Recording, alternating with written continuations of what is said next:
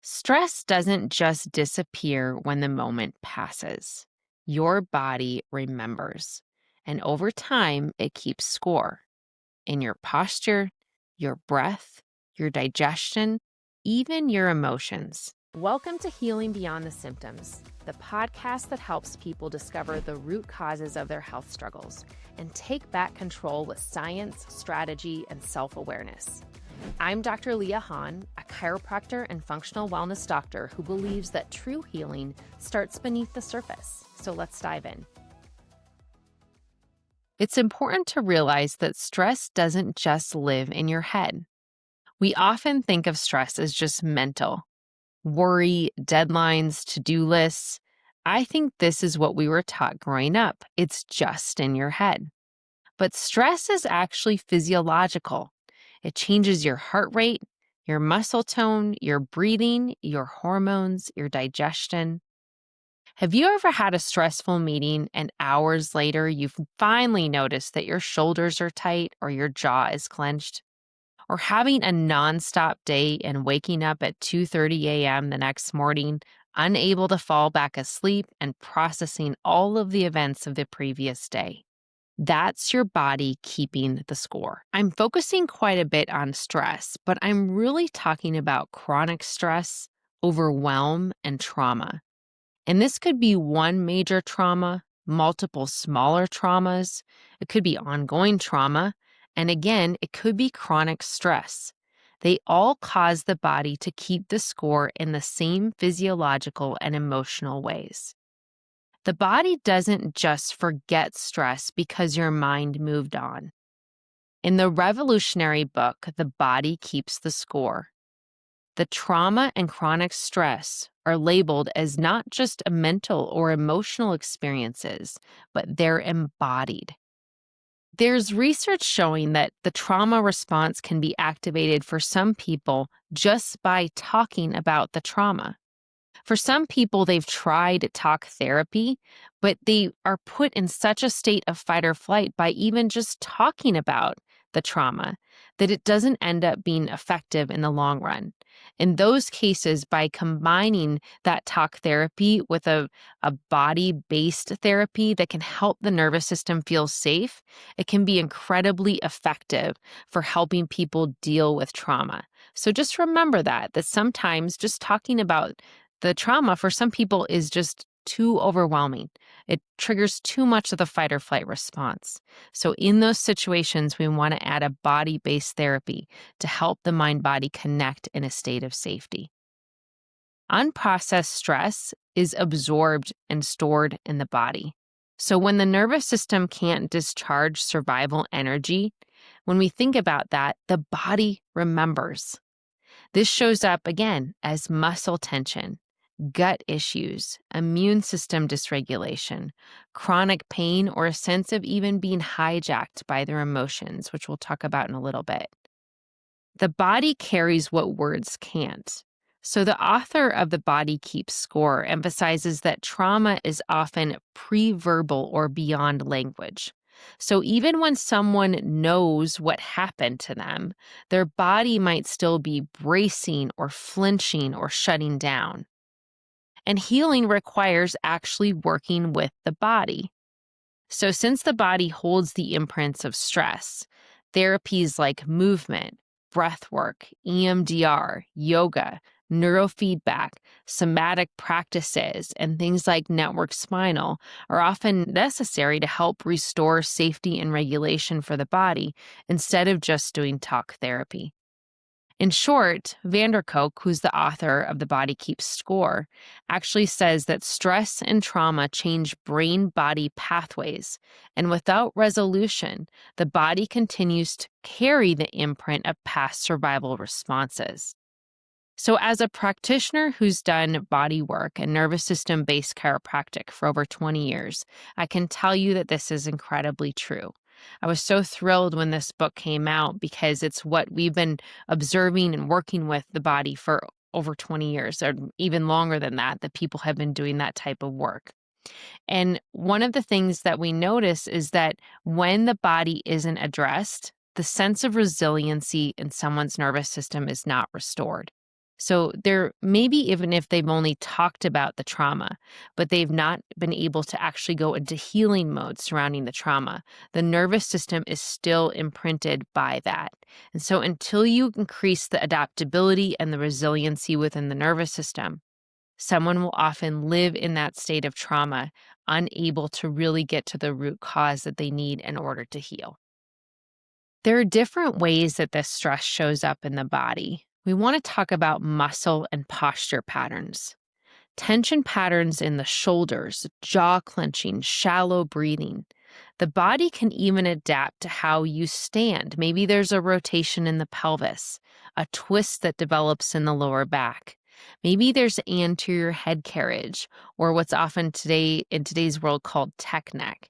All of these changes to the spine and posturing are from chronic tension that shapes that posturing, that's shaping the nervous system. As a network practitioner, I look at how events and chronic stress, overwhelm, and trauma have affected the tone of the structures of the spine. Meaning, what I look at is that the shape, the tone, the position of your spine is actually a whole history of all of the things that have happened to you throughout your life. Meaning, your biography becomes your biology. All of the parameters that I mentioned that I'm about to discuss are also affected by the lifestyle choices that happen due to the stress. Meaning, what are the coping strategies that an individual uses to deal with their reality, with their energy level, with how they respond to the stressors that are happening around them? We've talked about this a little bit, but we look at things like passive kind of tone within the nervous system, the active tone, the chemical tone, the neurological tone within the body.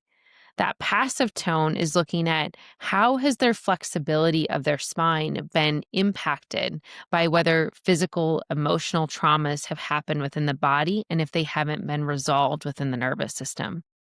How is the active system or the muscles and the tendons responding to that passive tone? Is it actively responding in protection, or has it kind of checked out to the point where it's just become a chronic issue within the muscle tone? Is there a chemical tone that's affected that person's body due to stress and trauma? Is there inflammation? Is there toxicity? And how is the neurological tone of the system? Is it really high? Is it constantly creating tension within the spinal cord and the structures of the body? All of those are imprinted traumas that have not been resolved or cleared within the nervous system. Over time, those patterns become the new normal.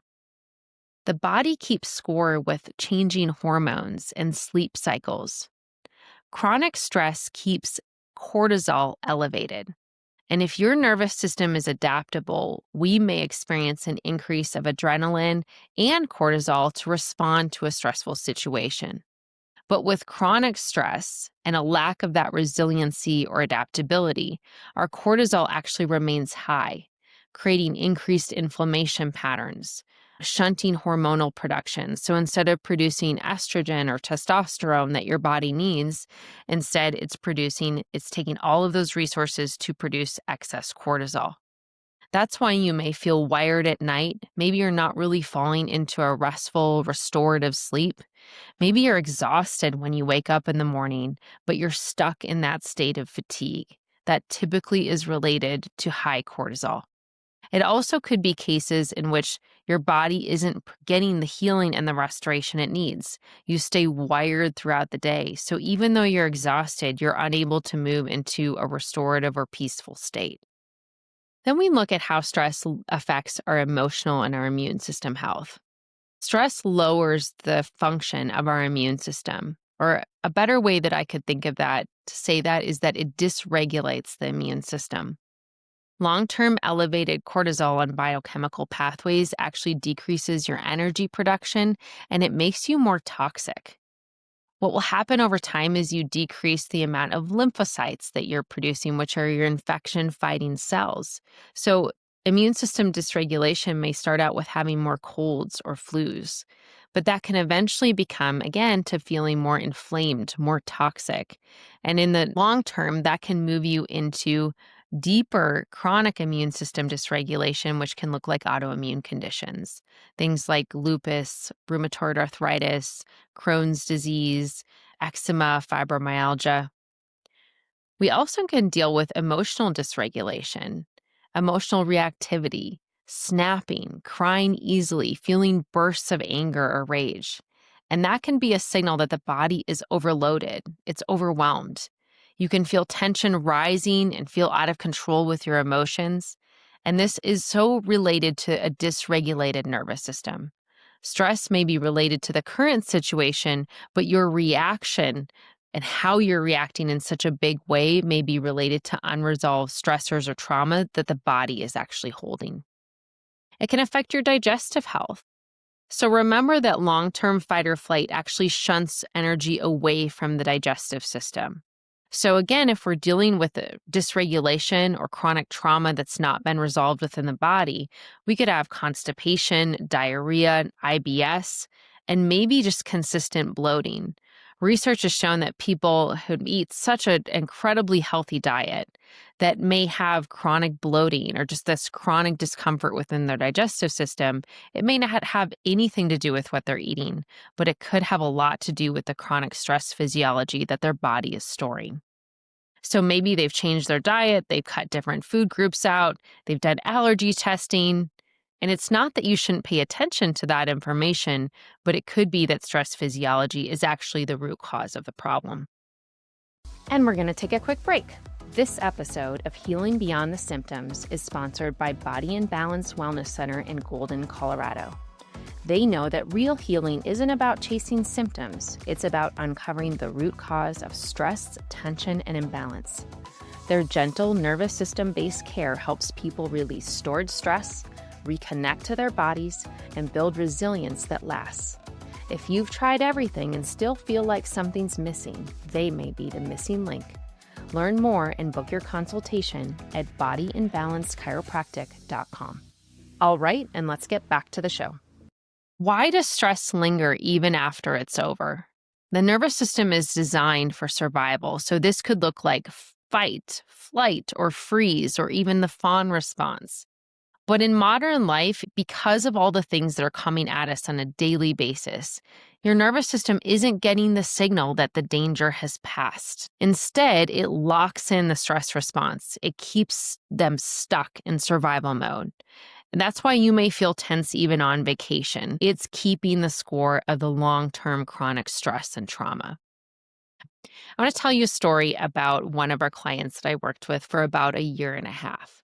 And our whole goal in working with this client was to create more resiliency and adaptability within the nervous system. She came to us because she wanted desperately to heal her nervous system.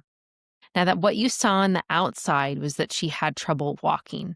So she walked with crutches.